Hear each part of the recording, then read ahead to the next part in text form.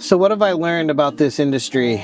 Well, my original background came from I was working in a restaurant, which is way different than what I'm doing now. I guess part of it is that I brought the service aspect over, the knowledge I had in that service side in the restaurant industry to the service side in the repair business and sales, selling new equipment.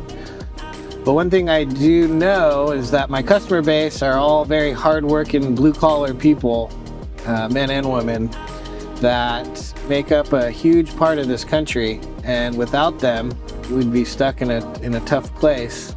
So a big shout out to all the blue-collar, hardworking men and women in the United States.